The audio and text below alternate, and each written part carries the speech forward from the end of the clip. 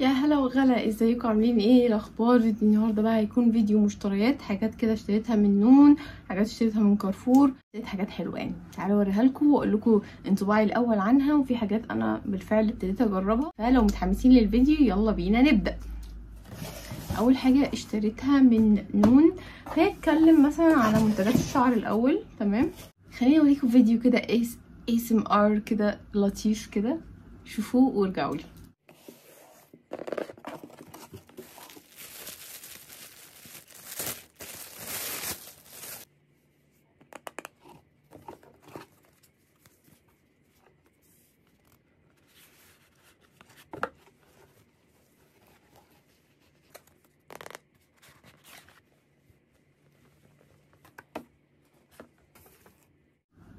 ايه رايكم في الفيديو؟ لا، ايه رايكم في الفيديو؟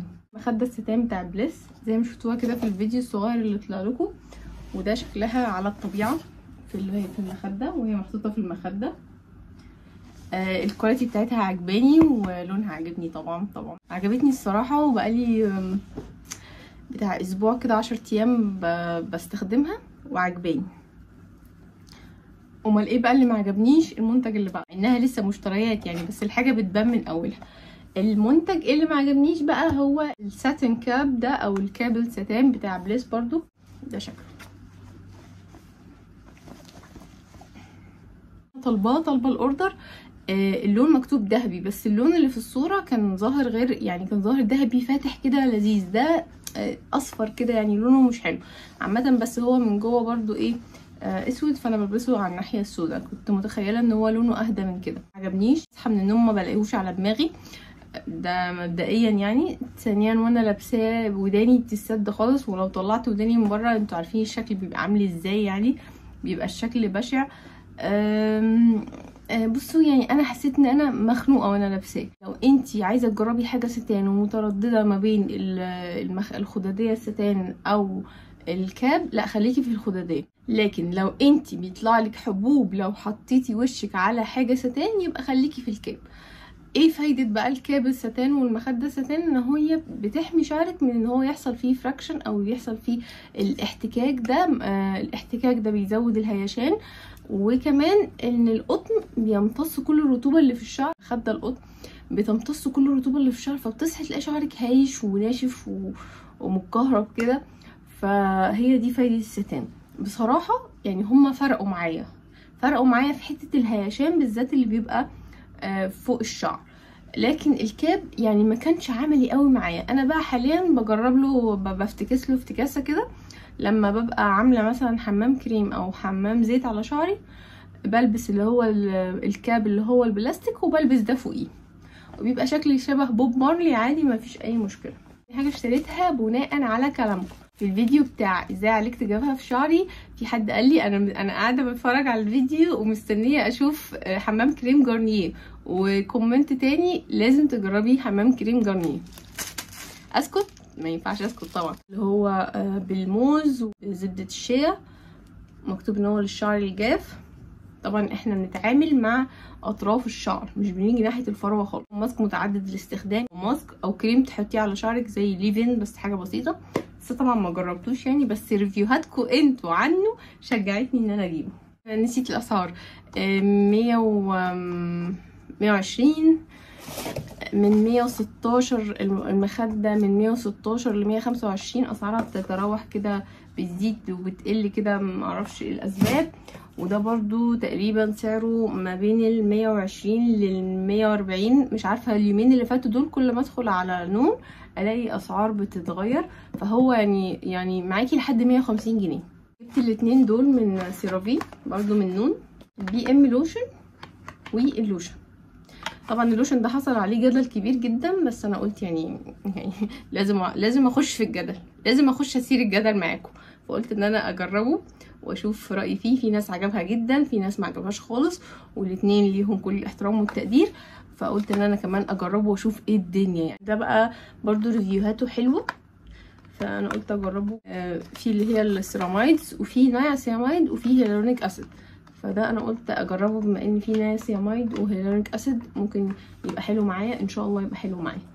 فدي بالنسبه لمشترياتي من نوم. كمان جبت من مايلي ده محل لسه فاتح كده في كارفور وفي كام مول كده، محل كله يعني براندات، يعني هو بيعرض لك البراندات، بيعرض بيزلاين، بيعرض باركفيل، بيعرض ستاند مثلا بوبانا، ستاند اي حاجه، الهير ادكت، وميك اب كمان للبراندات، براندات اوريجينال. تمام، ده التعريف المحل عشان لو حد ما يعرفش. جبت ايه بقى؟ جبت البادي ميلك ده بتاع شان، طبعا عامل ضجه كبيره جدا وسعره حلو قوي، سعره 175 جنيه وهو حجمه 300 مللي.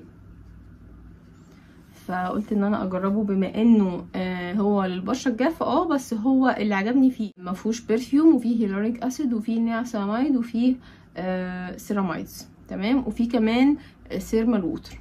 فقلت ان انا اجربه واشوف رايي فيه. كمان جبت المايسلر ووتر او الميك اب ريموفر بتاعت ستارفل، ده الحجم الصغير ال 100 مللي ب 60 جنيه، وفي منها الحجم اللي هو ال 150 مللي او 200 مللي مش فاكره ب 100 جنيه. فانا قلت خلاص اجرب الحجم الصغير الاول واقول لكم رايي فيه. الهير فوليكل بوستر ده بتاع رو افريكان، ده عباره عن زيت بيتحط قبل الحمام بنص ساعه كده. ده شكله، هو عباره عن زيت بذر كتان وزيت روزماري وزيت لوز حلو. سعره كان 200 جنيه، وده بينقص مره واحده كده من السوق. فاول ما لقيته قلت لا انا عايزه اجيبه.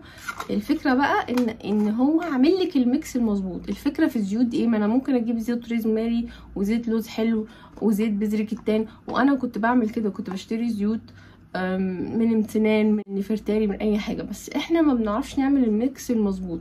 والزيوت اللي هي الاسينشال او الزيوت العطريه مثلا زي زيت الروزماري وزيت النعناع وزيت شجره الشاي، دي زيوت لازم يتحط لها زيوت حامله.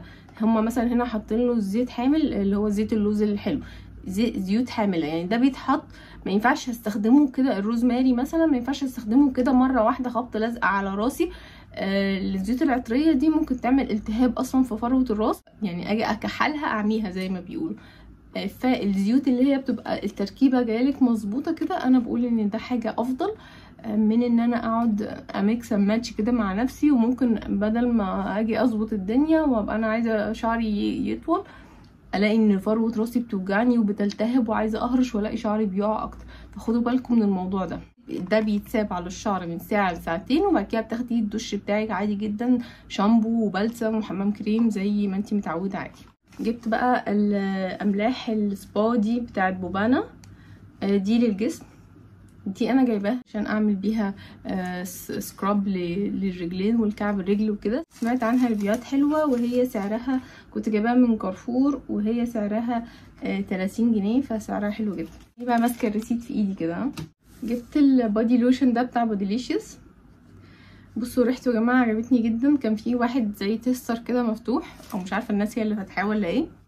ريحته بسكوت بالفانيليا، بجد ريحته جميله جدا وحجمه كبير 236 مللي. وسعره يعني بصوا هو سعره تقريبا 135 جنيه، لان الاسعار كده زي ما تكون اتمسحت او الحبر ما كانش عالي قوي، بس هو سعره حلو لو انت عايزه تجربي بودي لوشن ويقعد معاكي فتره كبيره ويكون ريحته حلوه.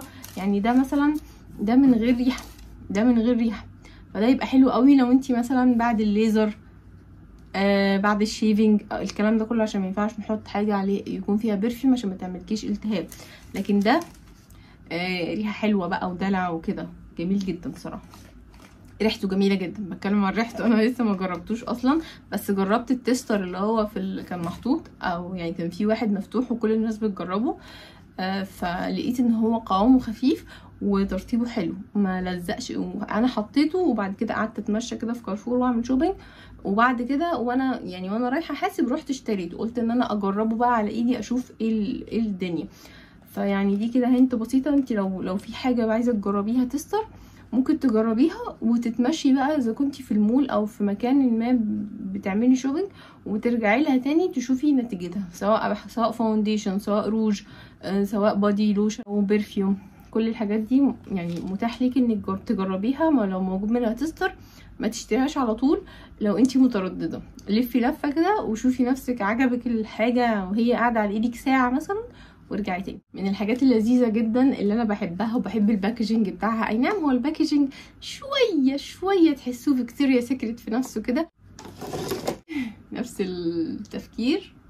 الهاند ووش بتاع مود، ودي تاني مرة اجيبه. الحجم ده كبير 500 مللي وسعره 45 جنيه، فهو سعره حلو جدا، ريحته جميلة جدا. دي اكتر ريحة انا حبيتها وحاسة ان هي شبهي كده. دي تاني مرة انا اجيبه. وبس كده، ده كان فيديو النهاردة، اتمنى يكون عجبكم، استفدتوا منه باي معلومة ولو كانت بسيطة. شكرا ان انتوا سمعتوا الفيديو لحد الدقيقة دي. كان معاكم آية سليمان، دكتورة صيدلانية. شكرا لكم، سلام عليكم.